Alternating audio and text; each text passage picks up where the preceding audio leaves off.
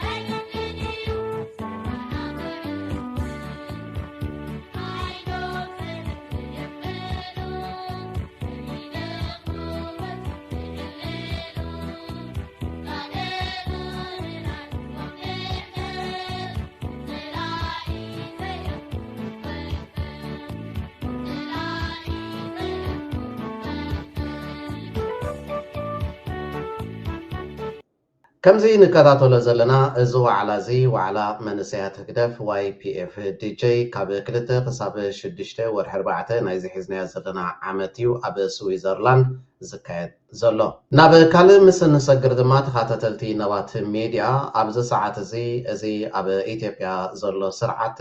حدا مزدمم زغانه فيديو زرقي حلو سغا بأسات 300 مليون بر زقمت نحبرتسب أزيو هاناس زغانه بروجكت هانيسنا بمبال ናብ ህዝቢ ዝዘርግሕዎ ኣዘራራቢ ቪድዮ ናባኹም ክነብሎ ኢና ሓቢርና ንከታተሎ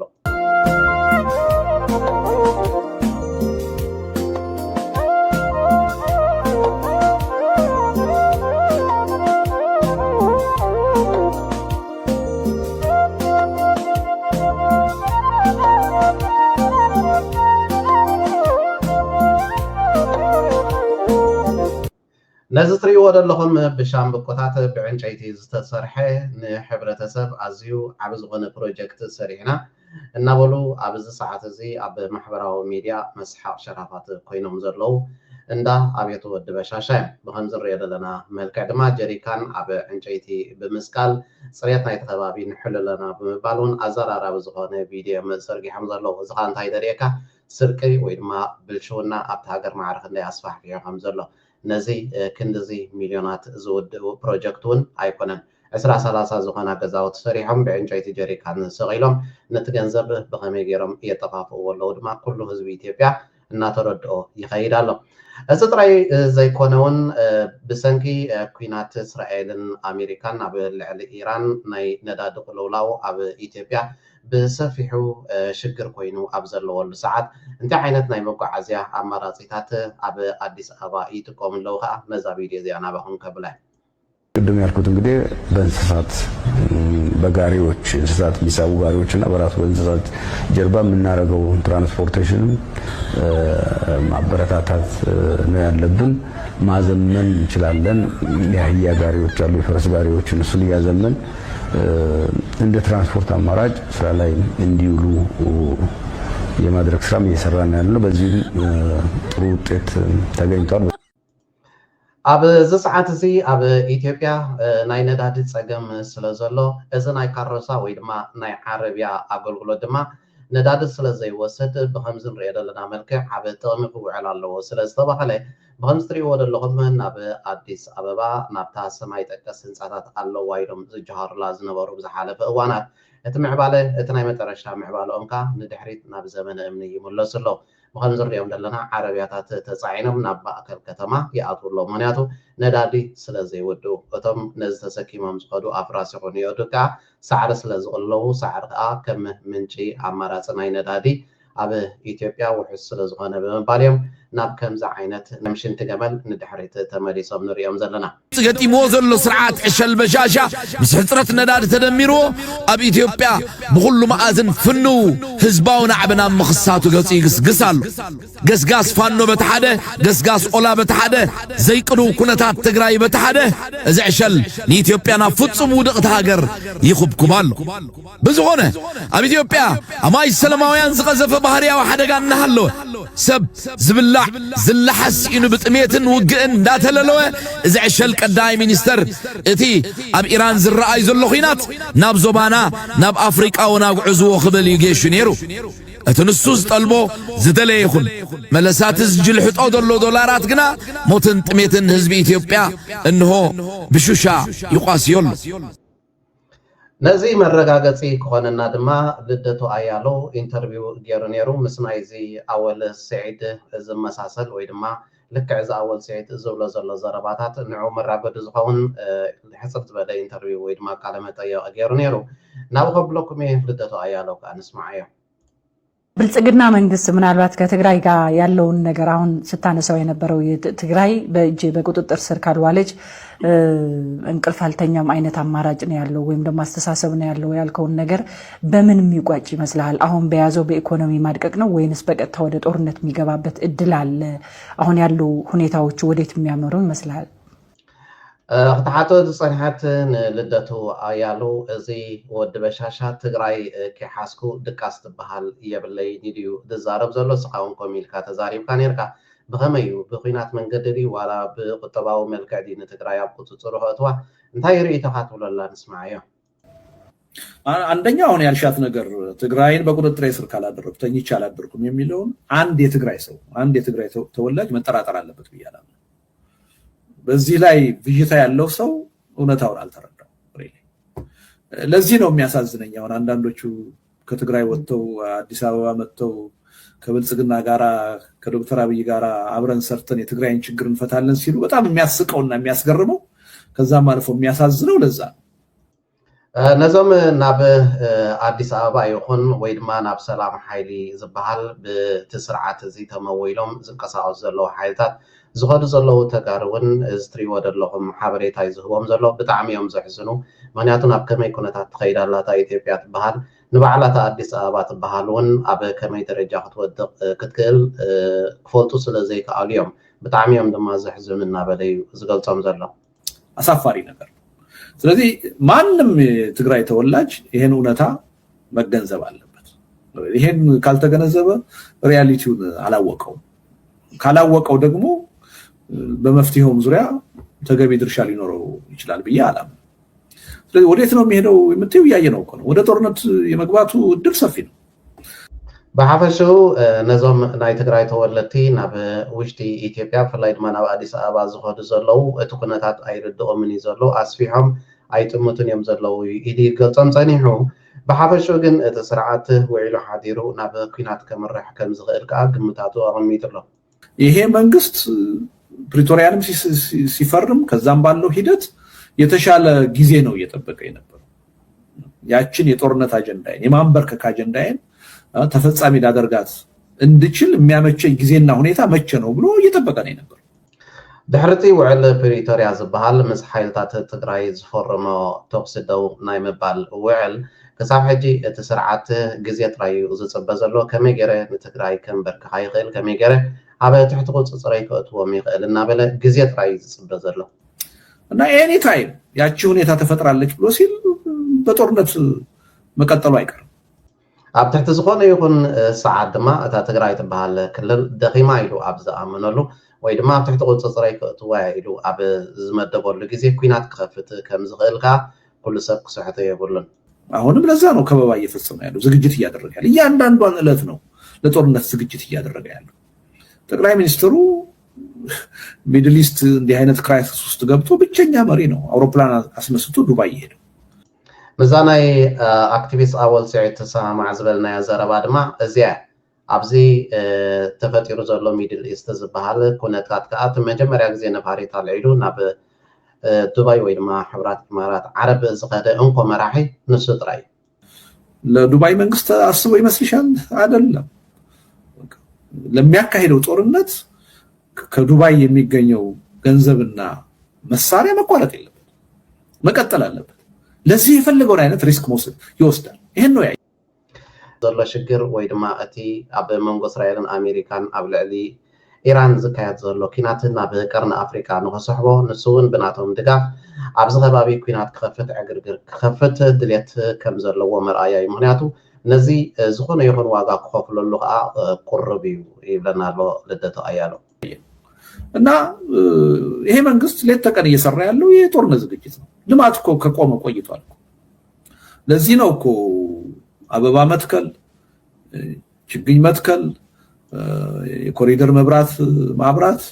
ቤት ማፍረስ ትልቅ የልማት ወይም ሎጂ መስራት በፕራይቬት ሴክተር ሊሰራ የሚችል ማለት ነው እንደ ትልቅ የልማት ጥያቄ እኮ ተጋኖ በመንግስት ሚዲያ የምትሰሚው እኮ ልማት ስለቆመ እኮ ስትራቴጂክ የሆነ ቁም ነገር ያለው ህዝቡን ከድህነት የሚያወጣ ስራ ፈጣሪ የሆነ ልማት ቆሟል ይሄ መንግስት 24 ሰዓት የጦርነት ዝግጅት ነው بحفشت زلو سرعات 24 ساعات ኣብ ዝገብሮ ዘሎ ጎስጓሳት ናይ ኩናት ዳንኬራታት ጥራዩ ኣብ ልዕሊ ህዝቢ ኢትዮጵያ እቲ ሰሪሐዮ ዝብሎ ናይ ምዕባለ ኮሪደር ወይ ድማ በብራህትታት ከምዚ ገይረ ፅርግያ ሰሪሐ ዝብሎ ብሙሉእ ሓሶት እዩ ዝኣ ብናእሽቱ ትካላት ክስራሕ ዝኽእል ነገር እዩ ሙሉእ ኣድህቦ ናይቲ ዘሎ ስርዓት ግን ኣድህብኡ ናብ ኩናት ጥራዩ ኩናት ክገብር እዩ ከዓ ግዜ ዝፅበ ዘሎ እናበለ እዩ ዝገልፆ ዘሎ ስለዚ እቲ ሓውና ኣወል ስዒድ ዝበሎ ልክዕ ታርጌቱ ነዚ ክንሰምዖ ፀናሕና ይመስል እቲ ሓቂ ምስሊ ኣብዚ ሰዓት እዚ ናይ ኢትዮጵያ ዘላቶ ደረጃ እውን ክልቲኦም ልክዕ ገሊፆም ኣለው ናብ ካልእ ምስሊ ንሓልፍ ድማ ተኸታተልቲ ነባት ሚድያ እዛ ቪድዮ እዚኣ ብፍላይ ንተጋሩ ትምልከት እያ ኣብ ዝሓለፈ እዋናት እቶም ብስም ኤርትራ ዘሽቅጡ ብዋጋ ደም ንጹሃት ተጋሩ ድማ ኣብ ኤርትራ ለውጢ ንኽመፅእ ዝጉስጉስኹምን ኣብ ጎንኹም ኣለና ዝብልኹምን ዝነበሩ እቲ ሓቀኛ ምስሎም ሎሚ እናተረዳእኩም ይመፅእ ኣሎ እናተጋህደ እውን ይኸይድ ኣሎ ብሓፈሽኡ ነዚ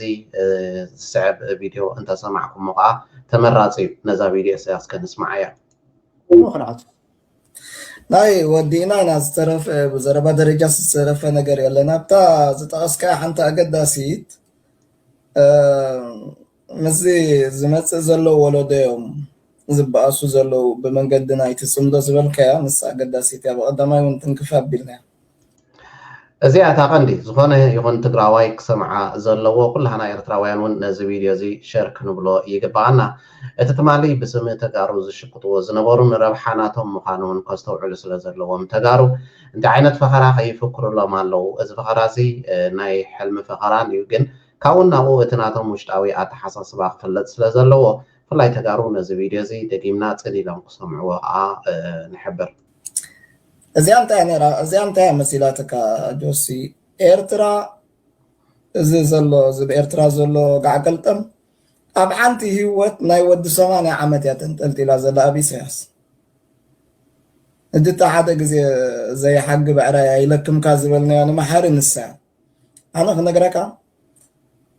ድሕሪ ኢሳያስ ዋላ እዚኦም ዋግነር ዝበሃሉ ኣብ ሩስያ ዘለው ተጠራኒፎም መፂኦም ንስኻ መሪሕካዮም ክሕዝዋ ይኽእሉ እዮም ንኤርትራ ምክንያቱ ክፉት እዩ ዋላ ሓደ ሕገ መንግስቲ የለ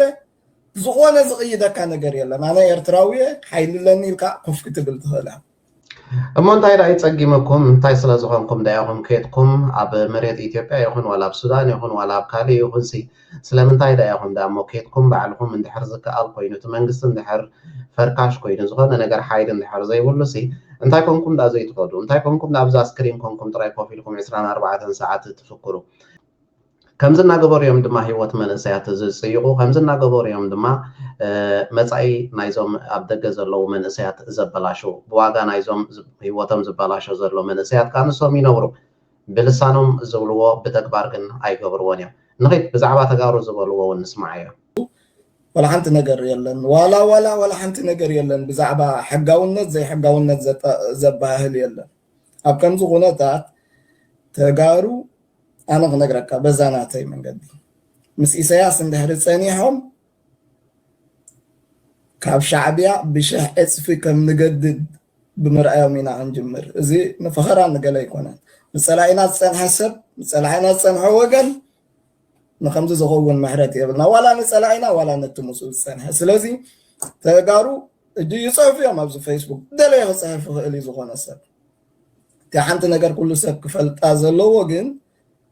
بز مزاج زلا إيرترا ثاني حكا مستزمت زلوا ولدو سل أنت زي كينو فقرز بهالكت نسرتاي تغلى بعرفش نزيات مثل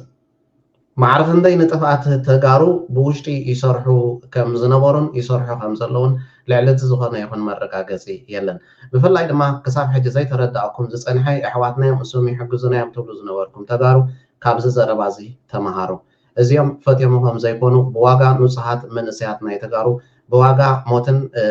دمن اعصمتن ناي تجارو اب ايرترا انت تقايلو سرعات كله وتو زحاسبو زنبوريم نساتهم ግን ኣብዚ ትሪእዎ ዘለኹም ስክሪን ኮፍ ኢሎም ጥራዮም ብኣፎም እቲ ክብልዎ ዝኽእሉ ነገር ዝብሉ እምበር ብተግባር ንዑ ውረዱ ንዑ ባይታ እንኩም ኢልኩም እውን ወሪዶም ብረት ኣይክሕዙልኩምን እዮም ብረት እውን ኣይሕዙን እዮም እንታይ እዮም ገብሩ ዝኽእሉ ንሶም ገንዘብ ንህበኩም ኣለና ኣዴታትኩም ንሕግዘልኩም ኣለና ከምዚ ንገብር ኣለና እናበሉ ብስም ተጋሩ ዝተዋፅአ ገንዘብ እውን ብስም ኤርትራውያን ከም ዝተላእከ ደለይት ፍትሒ ሲሎም ይሰድልኩምን ንዓኹም ይነግድልኩምን ይሽቁጥልኩምን ምንባሮም ልዕሊ እዚ ዝኾነ ይኹን ምስክር የለን እንተቲ ንሕና ብስልጣን ምስ መፃና ተብልዎ ግን ኣብ ሕልሚ ጥራይ ክኸውን ዝኽእል ኣብ ጋህዳ ዓለም ግን ዘይሕሰብን ዘይከውንን ነገር እዩ ኩሉ ሰብ ሰላም ይደልዩ ወዲ ሰብ ሰላም ይደልዩ ብፍላይ ድማ ምስ ጎረባብቲ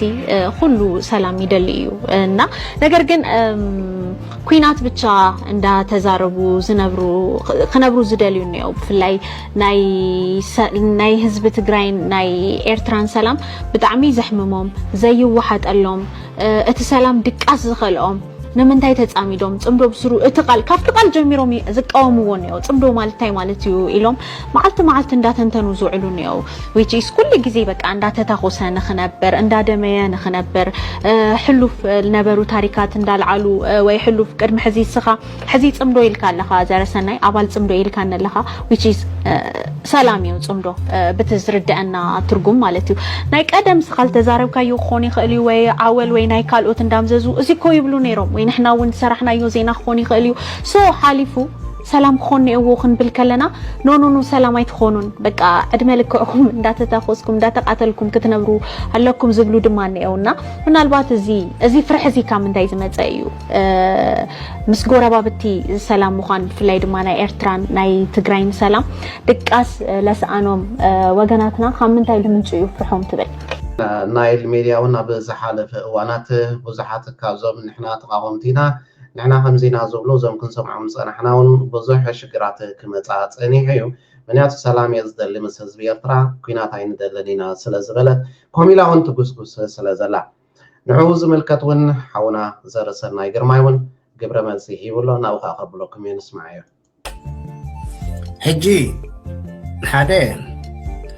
ካብ ሰላም ዝፍራሕ ነገር የለን ካብ ነገር ዝርባሕ ካብ ኩናት ዝረብሕ ሰብ ናይ ኩናት ረብሓታት ዘለዎም ሰባት ንሶም ዋላ ሓንቲ ፀፀር ዘይድርብዩ ካብ ኩናት ዝረብሑ ሰባት ኣለዉ ስለምንታይ እቶም ህዝብታት እንተተባኢሶም ኣብኡ መዓት ጥቕሚ ኣሎ ኣብ ባእሲ ህዝቢ ትግራይን ኣብ ባእሲ ህዝቢ ኤርትራን ዝጥቀም ሌባ ኣሎ ዝጥቀም መዳናገሪ ክልቲኡ ህዝቢ እንዳተዳመየ እናተቃተለ ንሱ ሰላም ዝነብር ኣብ መንጎ ክልተ ብኡሳት ህዝብታት እቶቱ ዝኸዕብት ክህብትም ዝኽእል ንግዲ ደቂ ሰባት ከካይድ ዝኽእል እንተተኻኢሉ እውን ናይ ሕቡእ ኣፅዋር ከሰጋግር ዝኽእል ውልቀ ሰብ ይኹን ማሕበራት ኣለዎ መሊኦም እዚኦም ነቲ ፅምዶ ዘይሽሙ ክህብዎ ኣወል ከምዚ ይብል ነይሩ ቅድሚ ሕጂ ኢሎም ቁራፅ ሸር ክብሉ ሰናይ ቅድሚ ሕጂ ከምዚ ይብል ነይሩ ኢሎም ቁራፅ ሸር ክብሉ ዝውዕሉ ኣለዉ ኣብቲ ግዜ ንዋጋኣሉ ዝነበርና ንብል ነርና ዘይኮነሲ ዝለዓለ ንብል ነርና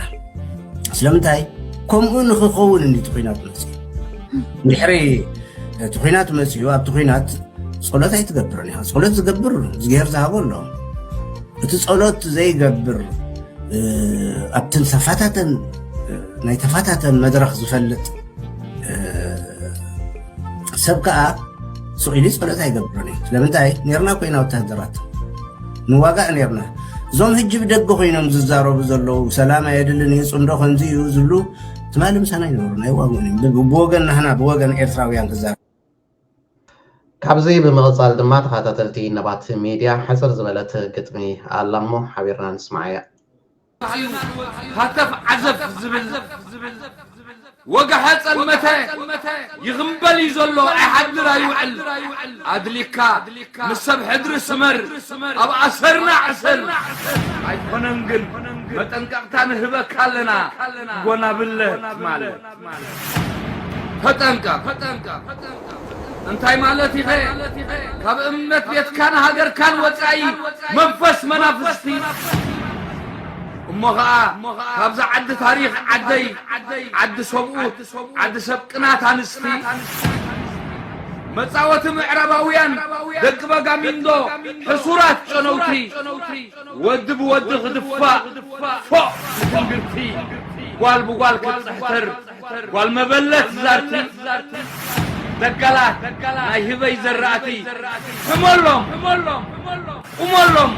يفراو مع الحدري ناي سمعتي زمل هجر كحترن كوحسن عدميو تبلعيو أيا خان مستا خان أبا حرقوت بلي تريلو غم عثر أمناي مسوات القبرة كنبارو تبلعيو أبا حديد حدر مسواتنا قلبيته سمعوا قالن كأنصار حدرنان وفرنان زي بالله تولعوا تطمقوا ساتو قمرايو هاري خوم قبرنا ويشتبلوا فتنكا لومي عدالينا يزنبرنا مدبات نزي زتقاتتلكمو يمثل نيرو أبا كتالي بخالد فليز بلا مدب كساب نراخب دما أبزز لهم سلام انتعنا نعاهم يغن